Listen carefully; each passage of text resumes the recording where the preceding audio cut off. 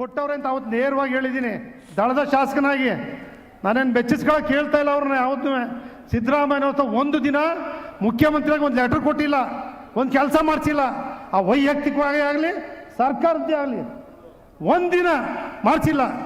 ಸನ್ನಿಧಿಯಲ್ಲಿ ಹೇಳ್ತಾ ಇದ್ದೀನಿ, ಚಾಮುಂಡೇಶ್ವರಿ ಸನ್ನಿಧಿಯಲ್ಲಿ. ಆದರೆ ಈ ರಾಜ್ಯದಲ್ಲಿ ಸೇವೆ ಮಾಡ್ತಕ್ಕಂಥವರ ಸ್ಥಿತಿ ಏನು, ಅಧೋಗತಿಗೆ ಕಲುಷಿತವಾಗಿರ್ತಕ್ಕಂಥ ಪ್ರಜಾಪ್ರಭುತ್ವ ವ್ಯವಸ್ಥೆನ ಉಳಿಸೋರು